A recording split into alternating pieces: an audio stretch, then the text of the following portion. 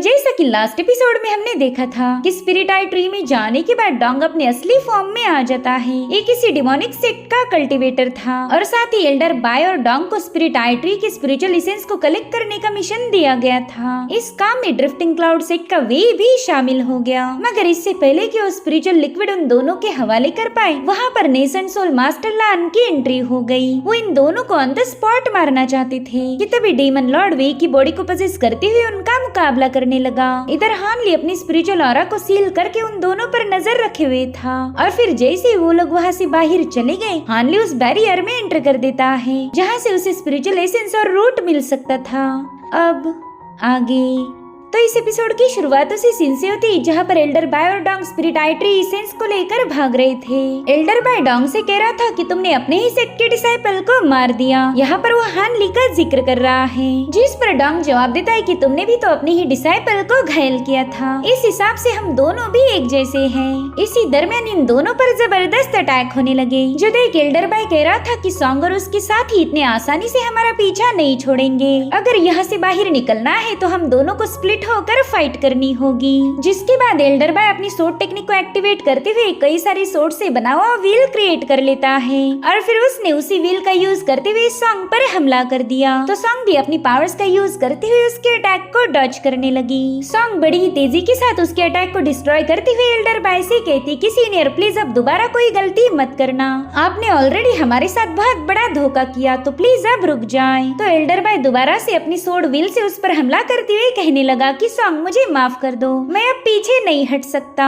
और उतने में ही सॉन्ग के एक साथी पर पीछे से हमला हो गया। दरअसल डोंग ने अपना डिमोनिक हैंड उसके आर पार घुसा दिया था। वो कहने लगा कि मैं पहले से ही जानता था कि ये लोग काफी ज्यादा कमजोर हैं। अब अपने साथियों को मरता हुआ देखकर एक दूसरे बंदे ने डोंग पर हमला कर दिया। वो अपनी खतरनाक एनर्जी का यूज करते हुए डोंग पर एक स्ट्राइक रिलीज कर देता है, लेकिन डोंग ने समय रहते उस स्ट्राइक के अटैक को डॉज कर दिया। साथ ही साथ उस बंदे के पास जाकर उस पर भी एक जोरदार हमला कर देता है। डोंग के इस पावरफुल ब्लो की वजह से वो बंदा बुरी तरह से घायल होकर नीचे पटक चुका था। वहीं दूसरी तरफ सॉन्ग एल्डर बाय का मुकाबला करने के लिए रवाना हो गई। एल्डर बाय और सॉन्ग के ताल्लुकात पहले से काफी ज्यादा अच्छे थे, इसलिए एल्डर बाय यहाँ पर सॉन्ग पर कोई अटैक नहीं करता। वो उसे बिना कोई नुकसान पहुँचाए डोंग को लेकर वहाँ से भागने लगा। अब ये सीन यहीं पर कट होकर हम एल्डर लान को देख पाते हैं, जिन्हें डीमन लॉर्ड अपने बड़े बड़े पंजों से गिरफ्त में लेने की कोशिश कर रहा था, मगर एल्डर लान उसके हर एक अटैक को डॉज करने लगे। वो बड़ी ही तेजी के साथ मूव होते हुए एक सेफ जगह पर पहुंच जाते हैं, जहां पर उन्होंने अपने फायर ड्रैगन्स को समन कर लिया। वेल एल्डर लान अपने इन्हीं फायर ड्रैगन की वजह से इस पूरी दुनिया में काफी ज्यादा मशहूर थे, तो आज उन्होंने अपनी इसी यूनिक टेक्निक का यूज किया। वो अपनी फायर ड्रैगन की मदद से डीमन लॉर्ड के सभी पंजों को डिस्ट्रॉय करने लगे, लेकिन तब तक एक और डीमन हैंड उन पर अटैक करने की कोशिश करता है। हालांकि एल्डर लान समय रहते पीछे हट गए, जिसके चलते डीमन लॉर्ड का ये अटैक डिस्ट्रॉय हो गया था। यहाँ पर डीमन लॉर्ड ने एक बार फिर से उन पर एक स्नीक अटैक करने की कोशिश की, लेकिन लान काफी ज्यादा चालाक थे, वो बिल्कुल भी उसके शिकंजे में नहीं फंसते। यहाँ पर लान ने काफी तेजी के साथ वहाँ से भागना शुरू किया, जो देख डीमन लॉर्ड कह रहा था कि मुझे तो लगा था तुम काफी ज्यादा पावरफुल होंगे, लेकिन तुम फायर ड्रैगन बॉय तो बस नाम के लिए मशहूर थे। यहाँ पर लान भले ही आगे भाग रहे हो, मगर उनके ड्रैगन उस बंदे के पीछे थे। यहाँ पर डीमन लॉर्ड उन ड्रैगन के अटैक से बचते हुए लान को उकसाने की फिराक में था। वो कहता है कि अगर तुम्हारे पास कोई और टेक्निक बची है तो उसका भी यूज करो, या फिर ऐसा भी हो सकता है कि तुम इस स्पिरिट आई ट्री को डैमेज करने से डर रहे हो। तुम्हें लगता है कि अगर तुम अपनी फुल पावर का यूज करोगे तो ये पूरी जगह डैमेज हो जाएगी। और फिर उसने अपनी स्टिक को जमीन में हिट करते हुए वहाँ पर अपनी इवल एनर्जी रिलीज करना शुरू कर दी, जो धीरे धीरे करते हुए उन ड्रैगन्स को चारों ओर से घेर लेती है। साथ ही साथ उस इवल ऑरा से कई सारे डिमोनिक हैंड इमर्ज होकर उन ड्रैगन्स को दबोच लेते हैं। उन फायर ड्रैगन्स ने खुद को बचाने की पूरी कोशिश की, लेकिन डीमन लॉर्ड की पावर के सामने वो फीके पड़ गए। अपने ड्रैगन को डिस्ट्रॉय होता हुआ देखकर एल्डर लान काफी ज्यादा भड़क गए थे। उन्हें पता था कि अब ये बंदा स्पिरिट आई ट्री पर अटैक करेगा, इसलिए उस डीमन लॉर्ड से कहने लगे कि मेरे होते हुए तुम इस सीक्रेट ट्री को हाथ भी नहीं लगा सकते। जिसके बाद एल्डर लान ने अपनी सोर्ड ची के थ्रेड्स को रिलीज कर दिया। अब इन थ्रेड्स को अपने आसपास रिवॉल्व होता हुआ देखकर वो डीमन लॉर्ड भी थोड़ा सा पैनिक हो जाता है। और फिर एल्डर लान ने काफी तेजी के साथ उसे अपनी सोड ची में जकड़ लिया। यहाँ पर वो डीमन लॉर्ड पूरी तरह से एल्डर लान के कंट्रोल में आ चुका था। साथ ही साथ एल्डर लान की सोड ची थ्रेड्स उसे बुरी तरह से घायल करने लगी। तो वो एल्डर लान से कह रहा था कि मुझे लगा नहीं था तुम मेरा इतना जबरदस्त मुकाबला करोगे। जिस पर लान कहती तुम्हें क्या लगा तुम अपने इस पजेस फॉर्म में मेरे सामने टिक पाओगे? ना तुम टिकोगे और ना ही तुम्हारे वो 2 चमचे। मैं तुम सभी को खत्म कर दूंगा। इस बात की मैं तुम्हें गारंटी देता हूँ कि स्पिरिचुअल लिक्विड कभी तुम्हारे हाथ नहीं लगेगा। जिस पर डीमन लॉर्ड कहता है कि पता नहीं तुम्हें ऐसा क्यों लग रहा कि मैं अपने उन दोनों चमचों को बचाने की फिराक में हूँ। अगर बाय और डोंग मरते भी है तो वो उनकी किस्मत होगी। वैसे भी अगर हमें हेवंस के खिलाफ जाना है तो हमें हर बार मौत को धोखा देना पड़ता। खैर उन दोनों का तो छोड़ दो, पहला तो मैं इस वे की बॉडी को यूज करूंगा। वैसे भी ये गद्दार डिसाइपल मेरे कुछ काम का नहीं रहा था, तो अब इसकी लाइफ एसेंस को बर्न आउट करते हुए मैं अपनी ट्रू पावर तुम्हें शो करूंगा। तुम्हें भी पता चले कि लेजेंडरी डीमन लॉर्ड की पावर दिखती कैसी है। जिसके बाद वो गुस्से में आकर अपनी इवल पावर को रिलीज कर देता है, जिसके चलते वहाँ पर एक जोरदार ब्लास्ट हो गया था। इनफैक्ट उस एनर्जी से एल्डर लान भी काफी पीछे पुश हो जाते हैं और उससे कह रही थी कि तुम तो 1 नंबर के खुदगर्ज हो, तुम अपने फायदे के लिए अपने ही डिसाइपल को मारना चाहते। अगर तुमने अपनी ट्रू पावर का यूज किया तो तुम्हारी इस डिसाइपल की बॉडी एक्सप्लोड हो जाएगी। क्या तुम्हें अपने ही वफादार डिसाइपल पर जरा भी रहम नहीं आ रहा? जिस पर वो डीमन लॉर्ड कहता है कि वे ने जब ड्रिफ्टिंग क्लाउड से ज्वाइन किया तब वो यहाँ के बंदों के साथ मिल चुका था। उसने हमेशा राइचस पाथ को फॉलो किया जबकि वो एक डिमोनिक कल्टीवेटर था। अगर सच बताओ तो ये बस नाम के लिए हमारा जासूस है, जबकि ये वफादार तो तुम्हारे सेक्ट के साथ था। तो इसके जैसे गद्दार को मारना मेरे लिए फक्र की बात है। बुढ़े लान तुम तो बस अब मेरे अटैक के लिए तैयार हो जाओ। अब उसकी बातें सुनकर एल्डर लान समझ गए कि ये तो मेरी बातों में नहीं आने वाला, इसलिए तुरंत ही वहाँ से भाग निकले। अब ये देखकर डीमन लॉर्ड भी थोड़ा सा कंफ्यूज था। उनसे पूछता है कि अभी ओए बुड्ढे तू कहाँ जा रहा फाइट छोड़कर? जिस पर लान कहते कि मैं तुम्हारे उन 2 चमचों को मारने जा रहा हूँ। अगर वो दोनों यहाँ से भाग निकले तो स्पिरिचुअल लिक्विड तुम्हारे हाथ लग जाएगा, जो कि मैं किसी भी कीमत पर नहीं होने दूंगा। तो डीमन लॉर्ड भी तुरंत ही लान के पीछे रवाना हो गया। उनसे कह रहा था कि इस मिशन को पूरा करने के लिए हमने ऑलरेडी कई सारे लोगों को सैक्रिफाइस किया है, इसलिए तुम हमारा ये मिशन बिल्कुल बर्बाद नहीं कर सकते। अब ये सीन यही पर कट होकर हम हान ली को देख पाते हैं, जो कि बैरियर को क्रॉस करते हुए एक एब्सोल्यूट फॉरबिडन जोन में पहुंच चुका था। यहाँ पर हम ओरिजिनल स्पिरिट आई ट्री को देख पाते, जो कि काफी तेजी के साथ ग्लो कर रहा था। हान ली एक ऐसे जोन में पहुंच चुका है जहाँ पर तीनों सेक्ट के लोग भी इतने आसानी से एंटर नहीं कर सकते। हान ली सोच रहा था कि चलो फटाफट से मैंने इस ट्री के एसेंस और रूट को हासिल करके यहाँ से निकल जाना चाहिए। अगर मुझे किसी ने यहाँ पर देख लिया तो मसला हो जाएगा। अब वो उस पेड़ की तरफ आगे बढ़ रहा था कि तभी वहाँ पर उसे कुछ हलचल महसूस हुई। दरअसल मास्टर आर्टिसन सेक्ट का लीडर एल्डर फू भी वहाँ पर पहुंच चुका था। एक सेकंड के लिए तो वो हानली को वहाँ देखकर थोड़ा सा सरप्राइज्ड हो गया, जिसके बाद वो हानली से पूछता है कि बच्चे बताओ तुम यहाँ पर क्यों आए हो? तो हानली उसे एकदम तेवर दिखाते हुए कहने लगा कि तुम्हें ने तो हुक्म दिया था कि हमने कुछ भी करके इस पेड़ को गार्ड करना है, लेकिन अब ऐसा लगता है कि शायद वो सब तुम्हारा दिखावा था। बाप रे, ऐसा लगा ही नहीं था कि यहाँ पर आए हुए ऑलमोस्ट आधे से ज्यादा लोग गद्दार हैं। वैसे भी सबने अपने असली रंग दिखा दिए, तो क्यों ना तुम भी अपना मुखौटा उतार दो। जिसके बाद हानली बड़े ही कूल अंदाज में अपनी लाइटनिंग सोर्ड को समन कर लेता है। हानली की बातें सुनकर वो बंदा काफी ज्यादा हंसने लगा। वो कह रहा था चलो अब हमारी मुलाकात हो ही गई है तो क्यों ना मैं तुम्हें जहन्नुम में भेज दूं। जिसके बाद वो अपनी पीठ पर लटकाए हुए बॉक्स को एक्टिवेट करते हुए उसमें से कुछ परिंदे रिलीज कर देता है, जो कि हानली पर अटैक करना शुरू कर देते हैं, जिसके चलते हानली को भी अपनी रियल पावर शो करनी पड़ गई। यहाँ पर वो काफी तेजी के साथ भागते हुए अपनी लाइटनिंग सोर्ड के स्लैशेस रिलीज करने लगा, जिससे हिट होकर एल्डर फू के परिंदे डिस्ट्रॉय हो जाते हैं। उन परिंदों को निपटाने के लिए हानली को ज्यादा वक्त भी नहीं लगा था और वहीं पर उसकी लाइटनिंग की गजब की पावर्स देखकर एल्डर फू के भी होश उड़ गए। वो हैरान होकर कहने लगा कि तुम तो एक कोर फॉर्मेशन स्टेज के आखिरी लेवल वाले कल्टीवेटर हो। अब यहाँ पर हानली उसके साथ कोई बकवास नहीं करता, उल्टा वो सीधे उस पर हमला करने के लिए रवाना हो गया। तो एल्डर फू भी कई सारे पावरफुल डिस्क को समन करते हुए उन्हें अपने सामने सेटअप करने लगा ताकि वो हानली के अटैक से खुद को बचा पाए। मगर हानली ने तो बड़े ही स्टाइलिश अंदाज में 1 बाय 1 उसकी सारे डिस्क को डिस्ट्रॉय कर दिया। हालांकि एल्डर फू पर अटैक करने से पहले वो अपने 2 और वेपन्स को समन कर लेता है, जिनकी मदद से वो हानली पर एक जोरदार स्लैश रिलीज कर देता है। लेकिन हानली ने बड़े ही कुल अंदाज में उसके स्लैश अटैक की धज्जियां उड़ा दी। यहाँ पर इन दोनों ने एक दूसरे को घायल करने की पूरी कोशिश की, लेकिन कोई भी पीछे हटने के लिए तैयार नहीं था। एल्डर फू ने तो अंदाजा भी नहीं लगाया था कि जहाँ पर वो चोरी करने जाएगा वहाँ पर एक किलर से उसका पाला पड़ने वाला है। हार्ली उसके अटैक्स को डॉज करते हुए पूरी तरह से उस पर भारी पड़ गया था, जो देखकर एल्डर फू पीछे हटते हुए अपने दोनों वेपन्स को हार्ली की तरफ थ्रो कर देता है। मगर हार्ली तलवारबाजी में सबका बाप था। वो अपनी तलवारों को इतनी तेजी के साथ घुमाने लगा कि एल्डर फू के दोनों वेपन्स डिस्ट्रॉय हो गए। साथ ही साथ एल्डर फू भी घायल होकर काफी पीछे पुश हो चुका था और समझ गया कि हार्ली से निपटने के लिए उसे एक स्पेशल वेपन की जरूरत पड़ेगी। तो वो अपनी पावर्स का यूज करते हुए अपनी पीठ पर लगे हुए बॉक्स से एक दूसरा आर्टिफैक्ट क्रिएट करने लगा। दरअसल यहाँ पर उसने एक कैनन बना ली थी, तो हार्ली भी अपने गोल्डन बग्स को बाहर निकाल लेता है। जैसा कि हमें पता है कि हार्ली के बग्स शेप शिफ्टिंग कर सकते हैं, तो हार्ली ने उन्हीं का यूज करते हुए एक ढाल बना ली थी। मगर यहाँ पर हम एल्डर फू के चेहरे पर एक स्माइल देख पाते हैं। उसे लग रहा था कि हार्ली अब बच नहीं सकता। उसने बड़े ही कुल अंदाज में हार्ली पर अपने कैनन बॉल रिलीज करना शुरू कर दिए, जिससे उस पूरी जगह पर कई सारे धमाके हो रहे थे। वहीं पर हार्ली भी उसके हर एक फायर अटैक से बचते हुए इधर उधर भागने लगा।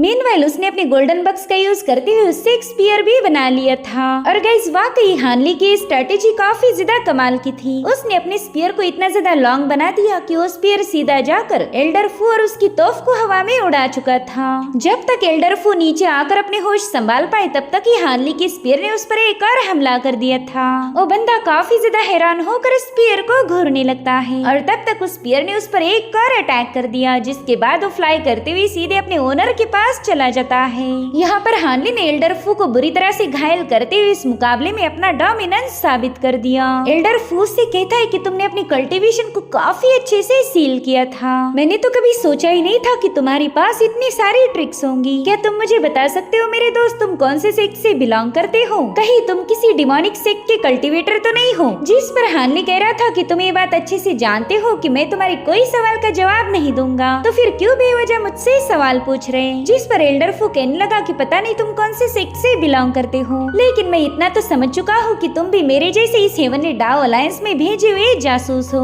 आज न कल ये हेवनली डाओ अलायंस पूरी तरह से टूटकर बिखरने वाली है। इनफैक्ट ये तीनों सेक्ट पूरी तरह से बर्बाद हो जाएंगे। खैर मेरा मिशन था स्पिरिचुअल ट्री के एसेंस को हासिल करना, लेकिन अब मैं अपने मिशन में फेल हो चुका हूँ। सच बताओ तो बाजी हारना मुझे जरा भी पसंद नहीं। अगर ये एसेंस मेरा ना हुआ तो ये किसी और का भी नहीं होगा। मैं अपने साथ इस पूरी जगह को डिस्ट्रॉय कर दूंगा। जिसके बाद वो अपनी बॉडी को एक्सप्लोर करते हुए अपनी इवल एनर्जी रिलीज करने लगा, जो कि इस पूरी जगह को खत्म करने की ताकत रखती थी। मगर हार्ली के पास इसका भी जुगाड़ है। उसने अपने गोल्डन बक्स को सीधे एल्डर फू पर रिलीज कर दिया था, जो कि उसकी सारी स्पिरिचुअल एसेंस को काफी तेजी से एब्जॉर्ब करने लगे और फिर एक जोरदार धमाके के साथ एल्डर फू की बॉडी डिस्ट्रॉय हो गई। यहाँ पर हार्ली ऐसी डिस्ट्रक्शन टेक्निक को देखकर काफी ज्यादा हैरान था। वो सोचता है कि मैंने आज तक ऐसी खतरनाक सेल्फ डिस्ट्रक्शन टेक्निक को विटनेस नहीं किया था। दरअसल यहाँ पर एल्डर फू की स्टोरेज बैग भी वैनिश हो गई थी और इसी का हार्ली को सबसे ज्यादा दुख हुआ। हार्ली की आदत है अपने शिकार के ट्रेजर को कलेक्ट करना, लेकिन इस बार का हार्ली का शिकार काफी ज्यादा चालाक था। यहाँ पर अब हार्ली के सामने सबसे बड़ा सवाल पैदा हुआ कि ये बंदा राइचस पाथ को फॉलो करता था या फिर डिमोनिक पाथ को। नहीं, ये तो इन दोनों से बिलोंग नहीं करता, क्योंकि इसकी टेक्निक काफी ज्यादा डिफरेंट थी। ऐसी टेक्निक तो मैंने सी ऑफ कैओटिक स्टार में भी नहीं देखी थी। पता नहीं ये बंदा कौन से फैक्शन से बिलोंग करता होगा। जिसके बाद हार्ली उस पेड़ को देखकर सोचने लगा कि ये स्पिरिट आयर ट्री तीनों सेक्ट के लिए काफी ज्यादा इम्पोर्टेंट है। इनफैक्ट हेवनली डाओ अलायंस का ये सबसे बड़ा ट्रेजर है। अगर इसके रूट जरा भी डैमेज हो गए तो ये तीनों सेक्ट बर्बाद हो जाएंगे। राइचस पाथ और डिमोनिक पाथ मिलकर इन पर हमला कर देगी और मैं ये बिल्कुल नहीं चाहूंगा कि मेरी वजह से हेवनली डाओ अलायंस को कोई नुकसान पहुंचे। इसलिए मैं इस पेड़ का बस एक छोटा सा रूट का पोर्शन हासिल करूंगा। तो हार्ली जल्दी से स्पिरिट आई ट्री के एक रूट का हिस्सा लेकर वहाँ से रवाना हो गया, मगर अचानक से ही वो रुक जाता है। उसने यहाँ पर अपनी ग्रेट डेवलपमेंट टेक्निक का यूज करते हुए एक चीज को महसूस किया था। तो हार्ली फटाक से उस चीज को कलेक्ट कर लेता है। दरअसल ये एक मैनुअल था जिसमें कल्टीवेशन मेथड और अल्केमी की इनसाइट लिखी है। साथ ही साथ इसमें स्पिरिट स्टेबलाइजिंग पिल और क्लियर स्पिरिट वाटर को रिफाइन करने की मेथड भी लिखी हुई थी, जो कि आगे चलकर हार्ली के काफी ज्यादा काम आएगी। वो समझ जाता है कि ये बुक यहाँ पर वेई ने छुपा के रखी थी। वो सोचता है कि शायद वेई ने पहले ही अपने फ्यूचर को प्रेडिक्ट किया होगा। वो जानता था कि किसी न किसी दिन उसके डिमोनिक कल्ट के लोग आकर उसे मार देंगे और वो अपने ड्रिफ्टिंग क्लाउड सेक्ट को धोखा नहीं देना चाहता था। इसलिए उसने अपनी सारी रिफाइनिंग का नॉलेज इस बुक में लिखकर यहाँ पर कैद कर दिया। दिया। तब हानली उस मैनुअल को लेकर तुरंत ही वहाँ से रवाना हो जाता है। वहीं दूसरी तरफ हम सिल्वर मून को देख पाते जो कि हानली का फॉर्म लेकर घायल होने का नाटक कर रही थी। वो अपनी क्यूट सी आवाज में कहने लगी कि यहाँ पर तो सब कुछ मुश्किल हो गया, अगर इन मुश्किलों को संभालना है तो क्यों ना मैं इन सभी लोगों को खत्म कर दूं, फिर मैं और मेरे मास्टर चुपचाप से यहाँ से निकल जाएंगे। अरे नहीं नहीं नहीं, मैंने ऐसी बातें नहीं करनी चाहिए वरना मास्टर मेरा ही पत्ता काट देंगे। और उतने में ही हानली वहाँ पर आ जाता है। वो उससे पूछ रहा था कि बताओ सच्ची तुम क्या क्या बकबक कर रही थी। हानली को देखते ही सिल्वर मून तुरंत ही अपने असली फॉर्म में आ जाती है।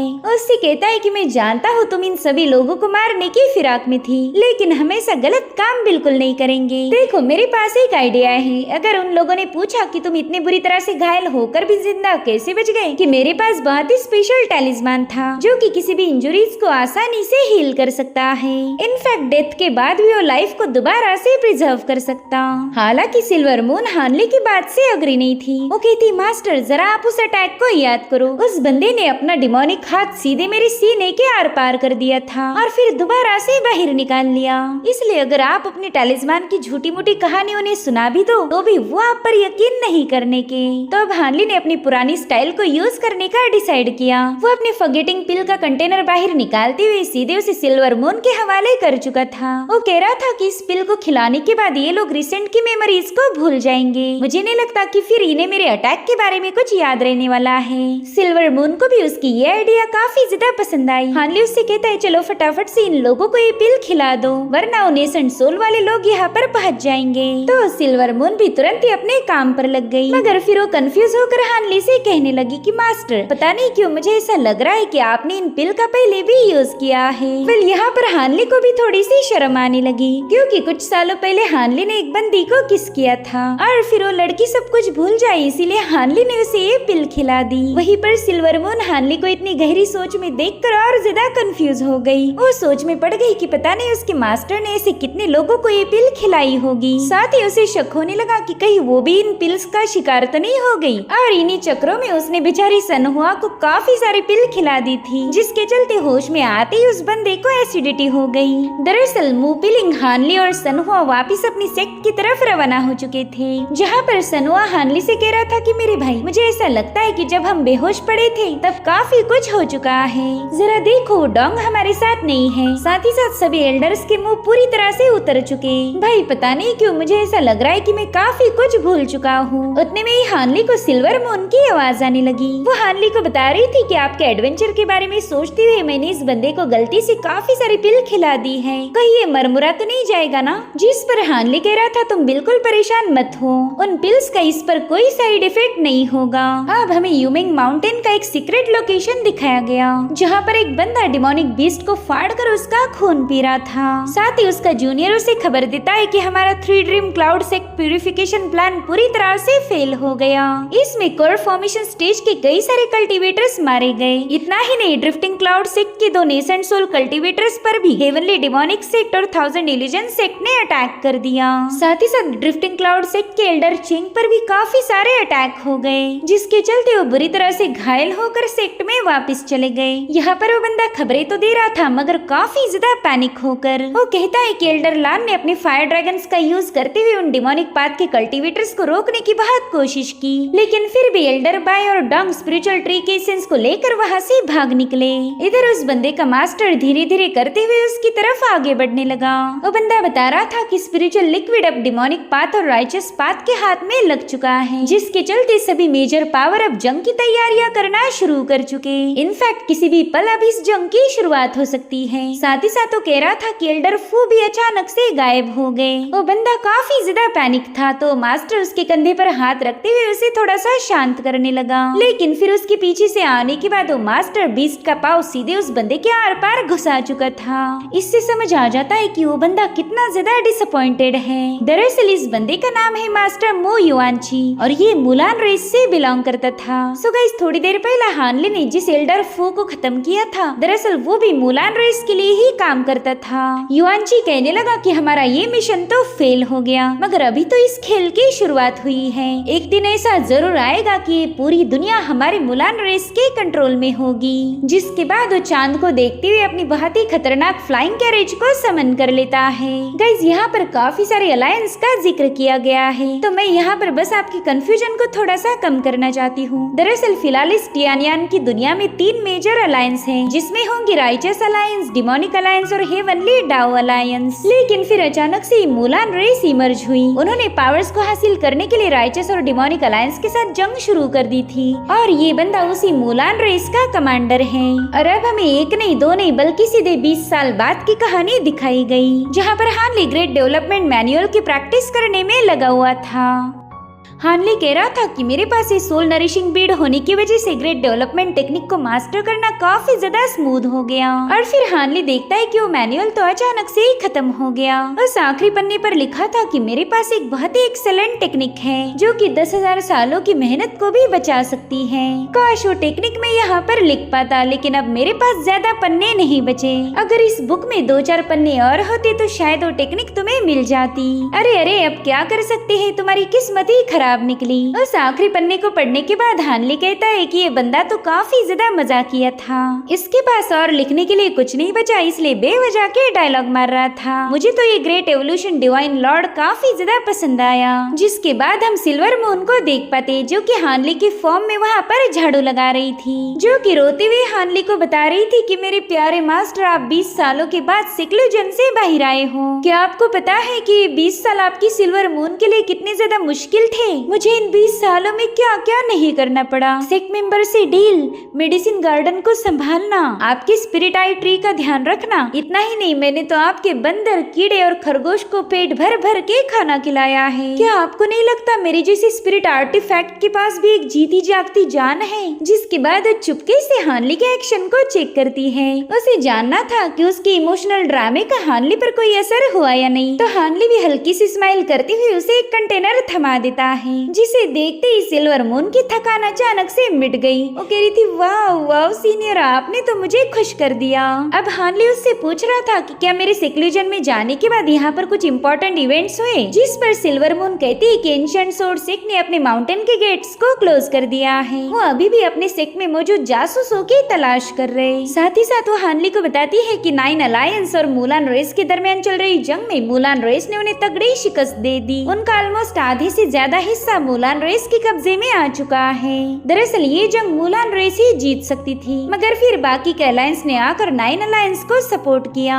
गाइस थोड़ी देर पहला मैंने जो आपको 3 अलायंस के बारे में बताया था, दरअसल उसमें एक और अलायंस एडेड है जिसका नाम था 9 नेशंस अलायंस। साथ ही सिल्वर मून कहते हैं, सीनियर आपको तो पता ही होगा कि स्पिरिट आई ट्री के इंसिडेंट के दिन ड्रिफ्टिंग क्लाउड सेक्ट के एल्डर चेंग बुरी तरह से घायल हुए थे, लेकिन इन 20 सालों में उन्होंने खुद को रिकवर कर लिया। और पता है रिकवर होते ही उन्होंने क्या काम किया? उन्होंने सबसे पहला तो माउंटेन के सारे गेट को क्लोज कर दिया है। पहला तो ये तीनों से काफी ज्यादा मिलजुल कर रहा करते थे, मगर अब तो ये लोग एक दूसरे से सही से बात भी नहीं करते। जिस पर हानली कहता है कि ये तीनों सेक्ट हमेशा एक दूसरे के सपोर्ट में रहे हैं, लेकिन कोई तो था जो इन तीनों के दरमियान दरार डालना चाहता। जिस पर सिल्वर मून कहती, हाँ सीनियर, मुझे तो लगता है कि वो बंदा बहुत ही खतरनाक मास्टरमाइंड होगा। अरे हाँ, एक बात तो मैं आपको बताना ही भूल गई। पता है वो मुंह पिलिंग हर रोज आपसे मिलने आया करती थी। जहाँ तक मैंने ऑब्जर्व किया, उस बंदी को आपसे गप्पे लड़ाने में काफी ज्यादा मजा आता है। ये सारी बातें बताते हुए सिल्वर मून की टेल काफी ज्यादा शेक हो रही थी, तो हानली समझ जाता है कि इसने मेरे फॉर्म में मुंह पिलिंग के साथ कुछ तो मजे जरूर किए होंगे। सिल्वर मून बता रही थी कि वैसे तो मुंह पिलिंग काफी ज्यादा चीयरफुल है, मगर हाल ही में वो थोड़ी सी इरिटेट थी। मेरे ख्याल से वो फेंग नाम का बंदा उसे तंग कर रहा होगा। जिस पर हानली कहता है, देखो तुम्हें छोटी मोटी बातें याद रखने की कोई जरूरत नहीं, फिलहाल मुझे कुछ अल्केमी की किताबें पढ़नी होगी, तभी जाकर मैं 9 कॉल जिनसेंग हर्ब को रिफाइन कर पाऊंगा। उसके ऐसा कहते साथ ही हानली को सिल्वर मून की शैतानी टोन में हंसने की आवाज आई। वो कह रही थी, फाइनली वो खरगोश का बच्चा मारा जाएगा। अय्या सीनियर, मैं तो बहुत खुश हूँ, आप जल्दी से उस खरगोश को मार डालो। तो हानली उससे पूछने लगा कि पता नहीं तुम्हारी इस बेचारे खरगोश के साथ क्या दुश्मनी है। मुझे तो ऐसा लगता है कि 9 कॉल जिनसेंग हर्ब काफी ज्यादा स्पेशल है। अगर इस पर हम एक रेस्ट्रिक्शन स्पेल भी लगा दे तो ये चुपचाप से अपना सारा एसेंस हमारे हवाले कर देगा। तो फिर इस बेचारे खरगोश को जान से मारने की क्या जरूरत। हानले की बात पर वो खरगोश भी पूरी तरह से अग्री था, मगर यहाँ पर हम देख पाते कि सिल्वर मून को हानले की ये बात जरा भी पसंद नहीं आई। साथ ही साथ हानले ने भी ये चीज नोटिस की थी। वो सिल्वर मून से कहता है कि अब मुझे नेसेंट सोल के लिए प्रिपरेशन शुरू करनी होगी, जिसके चलते मुझे दोबारा से सेक्लूजन में जाना होगा। तो मैं चाहता हूँ कि मेरे एब्सेंस में तुम मेरे सारे टास्क का ख्याल रखो। तो सिल्वर मून उसे रिस्पेक्ट देते हुए तुरंत ही वहाँ से रवाना हो गई। यहाँ पर हानले दोबारा से अपनी कल्टीवेशन पोज में बैठ चुका था। वो एक गहरी सांस लेते हुए कहने लगा, कम ऑन नेसेंट सोल। और इसी के साथ एपिसोड यहीं पर एंड हो जाता है। Thank you so much for watching. Bye bye, take care.